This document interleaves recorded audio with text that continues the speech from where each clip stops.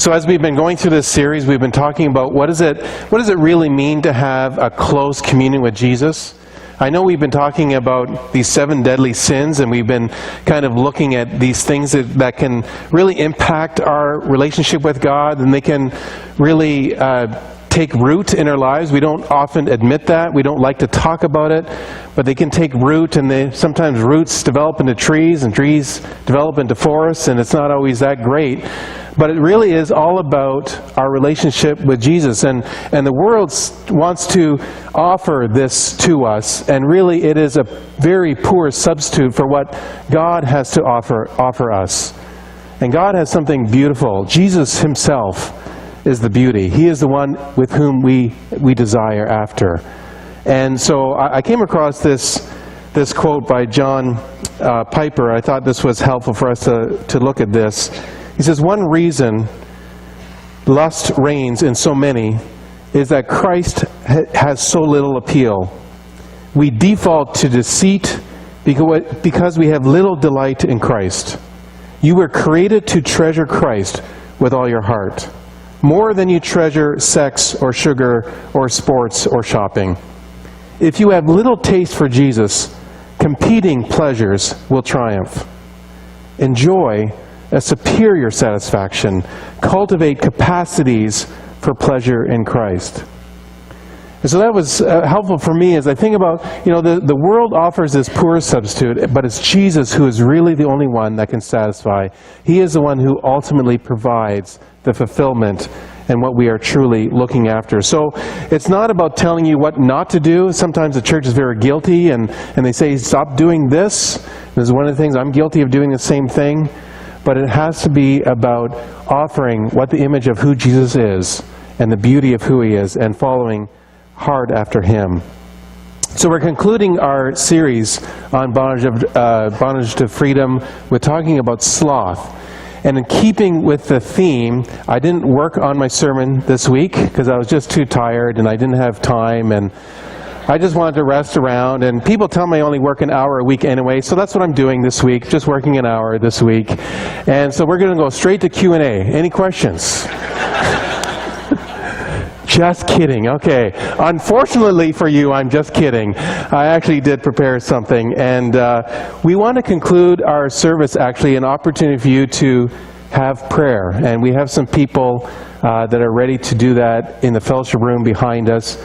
And you're welcome to go there for prayer afterwards.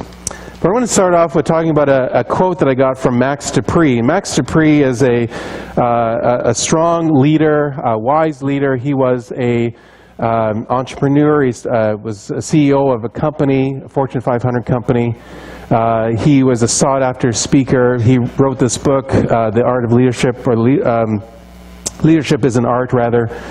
And was sold over 800,000 copies, and somebody who was really wise. And one of the things that he was doing as he was going across America and talking about leadership, somebody asked him this question: what was the most difficult thing that you personally have had to struggle with in your leadership? And this was his response. He says, it's the interception of entropy. Now, what is entropy? Those of you who are into sciences or mathematics, you'll come across this word. And I remember coming across this word when I was a teenager, actually, and I was reading about creation and evolution, and the concept of the second law of thermodynamics came up. Anybody heard of the second law of thermodynamics? Yes, a number of you have heard that. And the second law of thermodynamics, I know it can be kind of complicated. I'm going to keep it real simple, partially because I need to keep it real simple, and partially for the purpose of this message. But really what it is that entropy is the measurement of the energy in a system. And so the second law says that when things left to themselves, when no other energy is being placed into it, the system will go from order to disorder. And so that's why we talk about it in terms of creation and evolution, because the second law of thermodynamics says that everything left to itself, the universe is winding down, it's going from order to disorder, which is in direct contradiction to what evolutionary people would say, is that we have these simple organisms that go into more complex organisms over many years. And so this is how we talk about entropy, is it is a measurement of available energy in a system. And it's going from order to disorder until it gets to what physicists call the ultimate state of inert uniformity. So here you have an example of the children's room on the left-hand side. That's order, right? There's organization to it. The books are in the shelves, and the rug is clean, and there's a child at the desk, and they're studying or reading or whatever. That is order. But the natural state, when no energy is being put into that state, is disorder, and that's what you find on the right-hand side. That's, you probably can relate to all of this, right? You see this happening in your children's rooms, most likely. And that's what it looks like when that's entropy.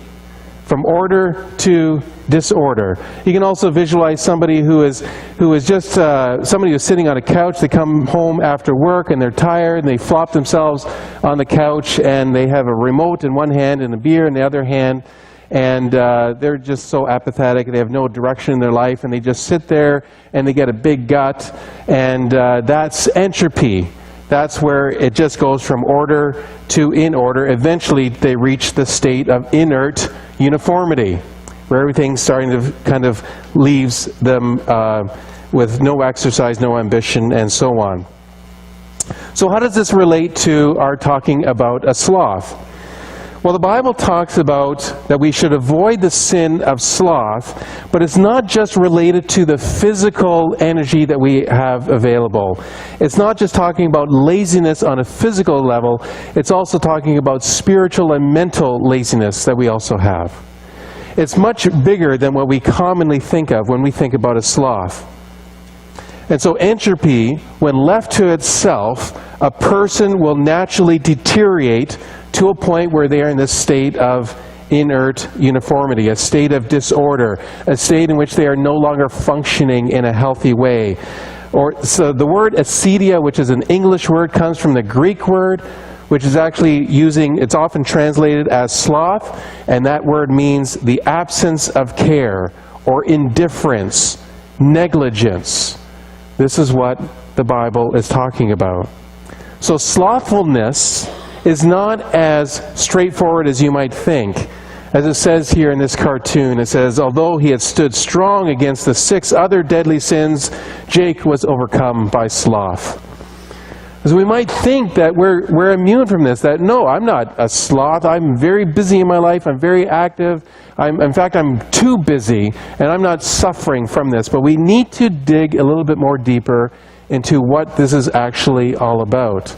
In fact, the medieval theologians that came up with the 7 deadly sins, they would say that sloth was actually one of the top 2 sins. Pride was being number 1 because it's the root of all sins, but sloth was right up there because it was so deceptive, and it entangles us in so many different ways that we're not always aware of. So I'm going to be using the word entropy to describe the complexity of what the Bible is warning us about when it talks about sloth or sluggard. So let me give you another example to think about. Here's a group of kids who have gathered together on a lazy summer day, and they're at somebody's house and they're not doing anything, and one guy says, hey, what do you want to do? And the others reply, I don't know, what do you want to do? That's another example of entropy, where there is the slide to disorder, where left on its own, and where there's no attention and there's no energy, there is this sense of going to apathy and complacency, taking on the path of least resistance in some area of your life, and eventually entropy sets in. Dreams start to die, hopes start to fade away, and a terrible thing begins to happen. And you move into this state of inert uniformity. You know what that means? Another way to say that is that you are accepting a mediocre life. You are accepting that this is the way life is meant to be. This is all there is. I'm just going to accept it. In fact, it's easier. It's sometimes we say, oh, this is kind of like my friend. This is how we live. This is what life is all about. Needless to say, entropy is not a good thing. It is the great enemy of the human spirit. And the Bible has a lot to say about it. And we're going to be looking at Proverbs. So there's a lot of different Proverbs that talk about that. And Proverbs is all about helping us be wise. And we have some great verses here that help us pay attention to the early signs that entropy is setting in our lives. For example, Proverbs 27 says this, "Be sure you know the condition of your flocks. Give careful attention to your herds. For riches do not endure forever, and a crown is not secure for all generations." Now granted, this passage is being written to those in an agrarian society, people who have livestock, those people who are dealing with a farm life, but this is also applicable to us. And so the Bible is saying, pay attention and know the condition of your life. Every day you need to be aware, be on the lookout for entropy when it might enter into your life. Things might have been okay yesterday, but there's no guarantee that things are going to be okay tomorrow. Things may have been going up and to the right in the past, but there's no guarantee that it's going to continue. We can't take for granted that it's going to continue to go in the right direction. In fact, the second law of thermodynamics says you can guarantee that it won't if there's no energy being placed into it. It's going to deteriorate. That's the natural way that things go. And so if you ever put things in your life on autopilot, if you put your marriage on autopilot, or your relationships, or your work, and if you ever just kind of, say to your spouse, "I told you once I loved you, if it ever changes, I'll tell you, I'll let you know," kind of thing. I mean, if you try that, don't really try this, but if you put it on autopilot, your marriage is going to deteriorate. That's a natural state, unless you put energy into it. And that's the way it is with anything. If we just allow it and put no effort or energy into it, it will deteriorate. So the writer of Proverbs may not have ever heard of the second law of thermodynamics, but they knew the principle of entropy, and we need to be on our guard at all times because entropy is both subtle and destructive. Over the years, Max Dupree has made a list of the signs of entropy signs that entropy is advancing, and this is some of the things that he says. He says that there's a tendency towards superficiality, when we no longer want to dig deep. We just want to just stay on the surface. Let's not talk about too many things. Unresolved tension in key relationships, just allowing it to continue to exist. No longer having time for celebration or ritual. Confusing heroes and celebrities. A loss of gratitude in our life. Or a vague, chronic sense of guilt. These are all signs that entropy is starting to enter into your life, where things are starting to go from order to disorder, an unhealthy state. So entropy can damage any area of your life. It can damage and affect your friendships, it can affect your work, your families, your character, your finances. You can see how that can happen, right? If you just leave things to themselves, they will naturally deteriorate. It can also affect a church. It can affect a whole organization.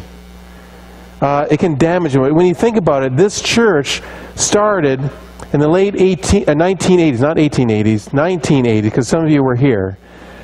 And there was a dream, wasn't there? There was a small group of people that had a dream that they wanted to have the gospel in this community. And so they came into this place, and there was this vision that was born, and there were people in this community that were far from God, and they wanted to talk about God, and there's children here. There needed to be a discipleship way of helping them grow in their faith, and there's people that were poor that need to be fed, and there was growth that happened as a result. But eventually something happens when the energy, at some point, the dream starts to fade. And then you can, unless energy is being placed back into the organization, then you can start to go into maintenance mode where you're starting to focus more about what's going on inside of us and internal issues rather than external issues. And then all of a sudden you're starting to operate in a way that, if we got to keep this organization alive. The dream has faded away. And we move from servants to consumers. And a crisis starts to develop because we're focusing on internal issues and we start to argue about things that don't even matter anymore, and eventually the organization dies unless something radical happens. So this is a life cycle of an organization when entropy sets in and no longer energy is being placed into this organization. And this is something the Bible says that we need to be alert to all the time. As a church body, even though we've been on a growth curve this past year, we cannot expect that it's going to continue to happen without any energy being placed into it. And pretty soon we can actually start to be aware of things that are happening internally, and where we've lost our focus, we've lost the dream, we've lost the vision of what God has called us to. That can happen individually. It can happen in our own individual lives when we can focus more upon, people here may know more about movies than they know about the Bible. And that's, what that is? That's superficiality. Focusing on things that don't really matter. That's entropy. Some of you have tensions in your relationships, but you're too tired or too scared to really try to deal with that. You'd rather just leave it alone, or maybe even leave the church because it's too hard. That's a sign where we are moving towards consumerism. What's good for me? Being more focused on our needs rather than living for what God has called us to, and loving others unconditionally. Some of you find it easier to complain and be negative about others. It's much easier to do that than to deal with people in a loving manner. So what does that mean? That means that entropy has entered into your life. Entropy is the enemy of the human spirit, but it can affect any one of us. God's will for us as individuals, God's will for us as families and as a church is that we would not experience entropy in our spiritual lives, that we would not suffer from that. That's why so much of the book of Proverbs deals with this issue. Proverbs 24, the writer says this: I walked by the field of a lazy person, the vineyard of one lacking sense. I saw that it was overgrown with thorns, it was covered with weeds, and its walls were broken down. I grew up in Vineland, so I know the beauty of vineyards. But I also know that vineyards didn't just happen by accident. They just don't grow and have the beautiful ripe grapes at the end in the fall season. It was something that was deliberate, something that took energy, something that took work. And here the writer is walking past a vineyard, and he sees a vineyard that's just a complete mess. The walls that were there designed to protect the vineyard are broken down. There's weeds and there's thorns that have grown up all over the place. There's no grapes on the vines because someone has neglected the vineyard. And now remember, in the Middle East, if you had land that was capable of producing crops, this was a very valuable thing to have. If you had a vineyard, if you were the owner of a vineyard, you had the opportunity of a lifetime. And so entropy sets in when we begin to take things for granted, when we don't recognize the gifts and the resources that God has given to us. All of us were given a vineyard.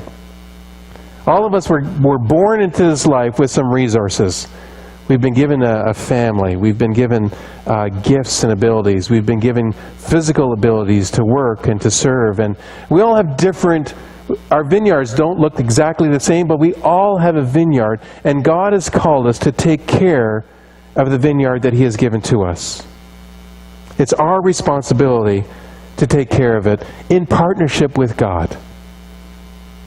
And so as the writer is walking by this vineyard, he's making a comment. He sees this vineyard and it's in a shambles, and he's wondering to himself, what actually happened here? Was this a big disaster? Was there a drought? Was there a flood? What happened here? And the answer is, it was out of sheer neglect. This person had this amazing resource, but didn't put any energy into it, and allowed entropy to take in until it became inert. Entropy is a powerful and insidious thing. And so often it goes unchallenged in our own lives. Proverbs 6:9 says this, "How long are you going to lie there, you sluggard?" Isn't that fun? You might want to say that to your kids sometime. No, don't really. "When will you get up from your sleep?" And the writer wants to kind of jolt us up and to recognize the dangers of doing this. Now let's go back to chapter 24 where we were talking about this vineyard. And further on he writes this, "A little extra sleep, a little more slumber, a little more folding of the hands to rest, and poverty will pounce on you like a bandit. Scarcity will attack you like an armed robber." So notice how the writer puts it. Just a little bit more sleep, just a little bit more slumber, a little more folding the hands. You know what that is? That's just saying, just a little bit more later. And that later turns into weeks and months and sometimes years. I heard a story about a guy who went back to his hometown where he grew up, and he found his house where he lived for a number of years, and he was curious as to see how the house was still holding up, and he knocked on the door and he says, "I used to live here, I grew up here, is it okay if I wander around?" And they said, "Yeah, sure, go ahead." So he went into this house and he started looking around, went up into the attic, and he found one of his old jackets there. And he puts it on and kind of, going through these memories, and he puts his hands in the pockets, and he found there's a piece of paper in there, pulls it out, and it's a receipt that he had for bringing his shoes to get repaired at a shoe repair place. And in the midst of moving, he'd forgotten all about his shoes, and so just for laughs, he decided to take that receipt to the shoe repair place. And he handed the receipt to the guy behind the counter, and he says, "Are my shoes ready yet?" And the guy takes the receipt and he goes back into the workshop, and he's there for a couple of minutes, and he comes back and he says, "Come back a week from Thursday."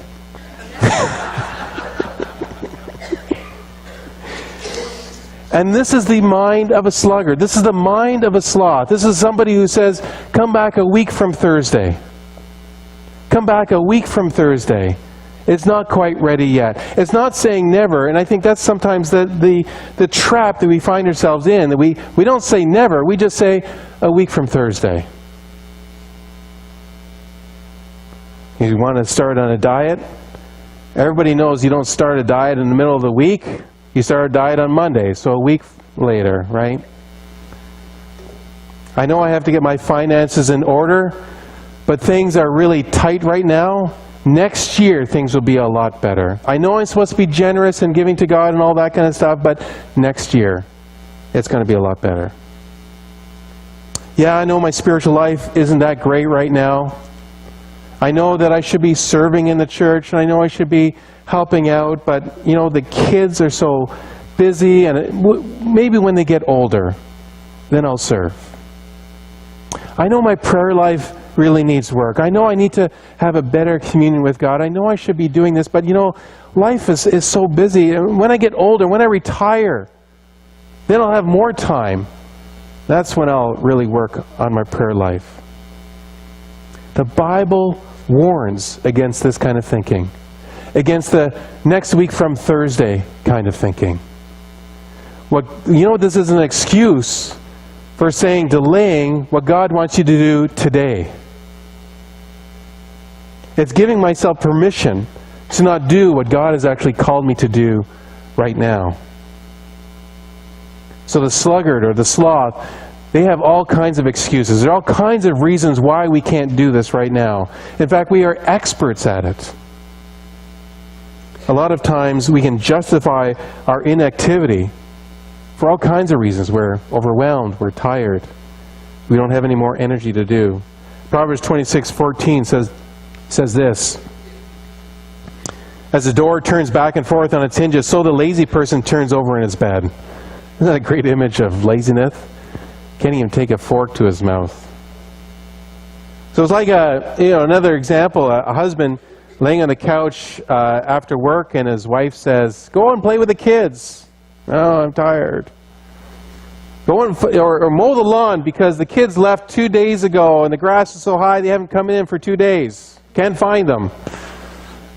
He says, "Oh, I'm so tired. I had a hard day at work. I just need to relax." And then a couple of minutes later, his buddy calls up and says, "Hey, You want to go golfing? Sure, a miracle happens. He has energy, and he goes out golfing. We often don't see our own sluggardism. We don't see how subtle it is and how it affects us. It's part of the problem of entropy. We're blind to it. Now on the other side, there are people that would say, I don't suffer from entropy. I don't suffer from this sloth because I am very busy. I'm constantly active. I'm hyperactive. I'm an overachiever.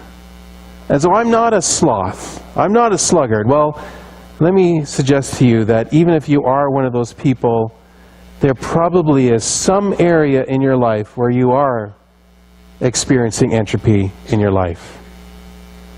An area in your life that you don't want to talk about. There's a vineyard that you don't want to address, and the weeds are growing, but you don't want to talk about it. And so I believe that all of us suffer from some sort of selective entropy. And so imagine a dad who's doing great at their career. Their job is just going great. They're climbing the corporate ladder. But his relationship with his kids has suffered, and the kids are drifting away, and that vineyard is a mess. Or is the mom who is busy with her kids and driving them around from sports to music lessons to whatever else, and in the midst of all of this, her own soul or spiritual life is shriveling up. Or it's a couple that seems to have everything in place. Everything looks great. I mean, they have this big home and they have all these things in their life, all this stuff. But they haven't had a meaningful conversation between the two of them for months. And their marriage is a vineyard that's a mess full of weeds. Or it's the middle-aged man who looks good on the outside and you can't see anything wrong, but on the inside he's suffering from the debt load that he is under, and he can hardly sleep at night. Most of us have an area in our life, a vineyard, that is full of weeds, that is experiencing some entropy in our lives. So what do? Well, if you're honest enough to admit that you've got this vineyard, the Bible has some advice for you. And it suggests that we look to the ant. Proverbs 6:6 says this, "Go to the ant, you sluggard. Consider its ways and be wise." Now it's interesting that the ant actually has a couple of lessons for us to learn. And first of all, the lesson is that the ant does not require external motivation. The rest of the verse says this, "It has no commander, no overseer or ruler, yet it stores its provisions in summer and gathers its food at harvest." And so no one is whipping at the ant. No one is telling the ant to come on, let's go, come on.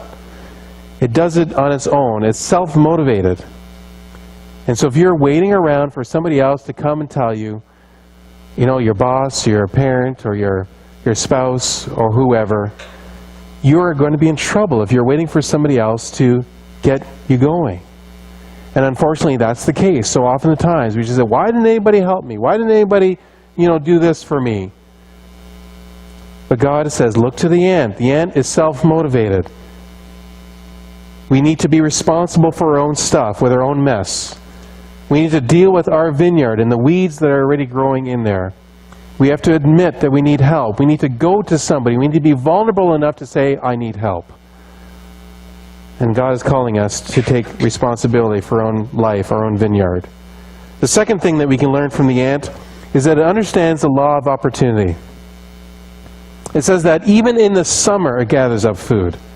So even in this season, the ant is being careful. It's busy. It's doing what it needs to do in this season.